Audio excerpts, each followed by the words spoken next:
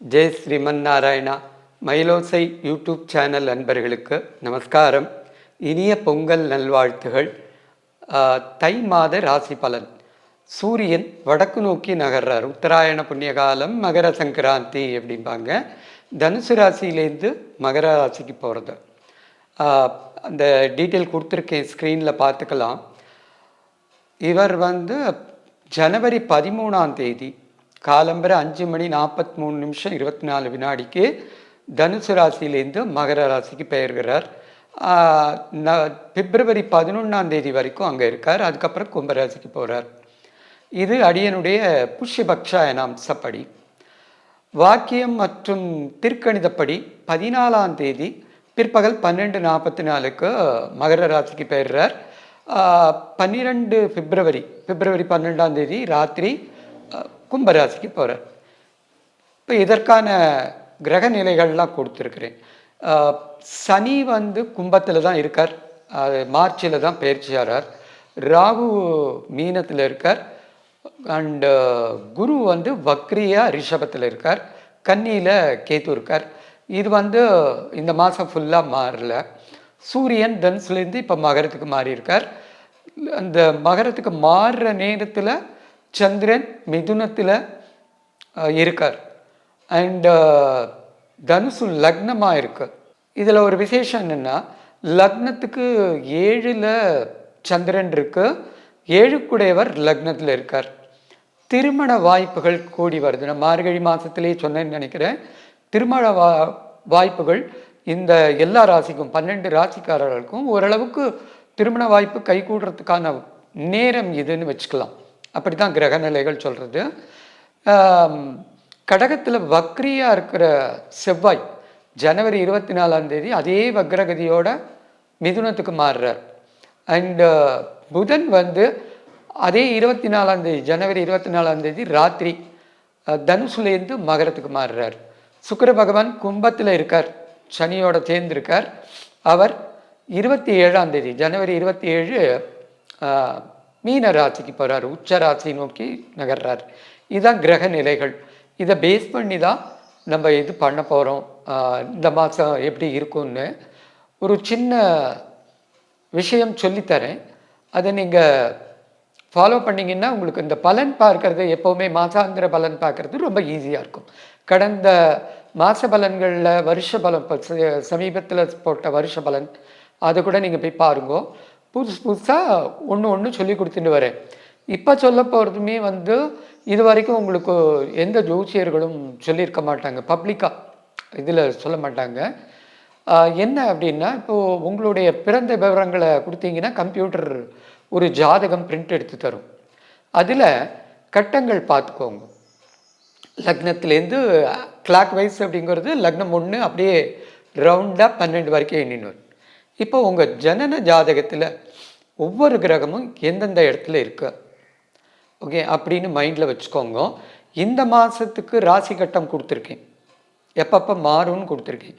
அதை பேஸ் பண்ணி இப்போ கோச்சார ரீதியாக எந்த கிரகம் உங்களுக்கு 6ல் இருக்குது, 8ல் இருக்குது, 12ல் இருக்குது, அதாவது உங்கள் ஜனன ஜாதகத்தில் அந்த கிரகம் எங்கே இருக்குது, ப்ளஸ் இப்போ அந்த கிரகம் 6ல் இருக்கா, உங்களுடைய லக்னத்துக்கு, உங்களுடைய ஜனன லக்னத்துக்கு 6க்கு வந்திருக்கா, 8க்கு வந்திருக்கா, 12க்கு வந்திருக்கா. இதை பார்த்துட்டேன்னா இது என்னென்னா துஷ்டானம்னு சொல்லுவாள்.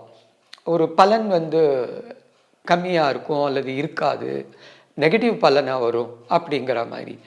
அதே ஜனன ஜாதகத்திலே அது 6, 8, 12ல் இருந்தால் உங்களுக்கு நியூட்ரலாக இருக்கும். ஒரு கெடுதலும் இருக்காது, நல்லதும் இருக்காது. இதை மைண்டில் வச்சுக்கோங்க. அப்புறம் தசா புக்திகள், என்ன தசை நடக்கிறது, என்ன புக்தி நடக்கிறதுன்றது அந்த உங்கள் ஜாதகத்தில் போட்டிருக்கும். இப்போ கோச்சார ரீதியாக என்ன தசை நடக்கிறது, என்ன புக்தி நடக்கிறது, அந்த தசையோட அதிபதி, குரு தசைன்னா குரு, புத புக்தினா புதன். ஸோ இந்த மாதிரி அந்த அதிபதி எங்கே இருக்கார், அவர் 6, 8ல் மறைஞ்சிருக்காரா இந்த கோச்சார ரீதியாக இந்த மாதத்தில். அப்படி இருந்தால் உங்களுக்கு பலன் ரொம்ப சுமாராக இருக்கும். என்ன சொன்னாலும் கோடீஸ்வர யோகம் அதெல்லாம் சொன்னால் கூட ரொம்ப டஃப்பாக இருக்கும். கொஞ்சம் கேர்ஃபுல்லாக இருக்கணும். இதை பண்ணிட்டு வந்தீங்கன்னா எவ்ரி மந்த் இதை பண்ணிங்கனாலே உங்களுக்கு தெரிஞ்சிடும் எப்படி இந்த மாதம் ஓடும் அப்படின்ட்டு. இதை மனசில் வச்சுட்டு வரிசையாக ராசி பலன் பாருங்க, உங்கள் ராசிக்கான பலன் பாருங்க, உங்கள் லக்னம் எதுவோ அதற்கான பலனும் அந்த ராசிக்கான பலனையும் பாருங்க. மேட்ச் பண்ணி பார்த்தீங்கன்னா உங்களுக்கு செட் ஆகிடும். இப்போது நம்ம ராசிக்கு போகலாமா? ஜெய் ஸ்ரீமன் நாராயணா. ரிஷப ராசி அன்பர்களே,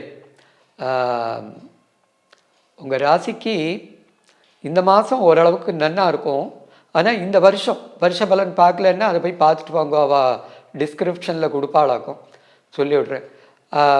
ரிஷப ராசிக்கு யோககாரகன் சனி லாபத்தில் வர்றார். அதே போல் ராகு 10ல் போகிறார். பிரமாதமான வளர்ச்சி, நல்ல ஒரு உத்வேகம் வரும், ஒரு புத்துணர்ச்சி வரும். பொதுவாகவே இந்த மாதம் பார்த்தேன்னா ராசிக்கு 8ல் புதன் இருக்குது. கொஞ்சம் மந்த நிலை இருக்கும். ஜனன ஜாதகத்தில் புதன் நன்னா இருந்தது அப்படின்னா கொஞ்சம் சுமாராக இருக்கும்.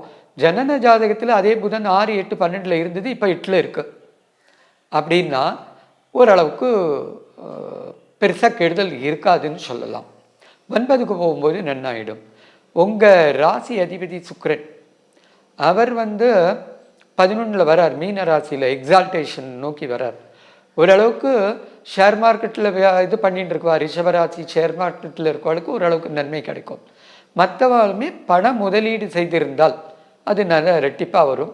தொழில் பண்ணுறவங்களுக்கும் ரிஷபராசியில் சொந்தமாக தொழில் பண்ணுறவாளுக்கும் அவளுக்குமே நல்லா இருக்கும். பொதுவாக பெண்களுக்கு நல்ல யோகம் தரும்.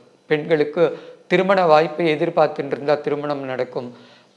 5ஆம் இடத்துல இருக்கிற கேது ஆக்சுவலாக 4ஆம் இடத்துக்கான பலனை கொடுத்துடுறதுனால சுகம் நன்னா இருக்கும், புத்திரபாக்கியம் நன்னா இருக்கும். ஒன்று. அடுத்தது ராகு 10க்கு போகிறதுனால வெளிநாட்டு வாய்ப்புகளை தேடிட்டு இருந்தீங்கன்னா அதுவும் வரும். பொதுவாக இந்த ராசிக்கு லாபங்கள் அதிகமாக இருக்கும். ஒரு நேச்சுரலாக லாபம் அதிகமாக இருக்கும்.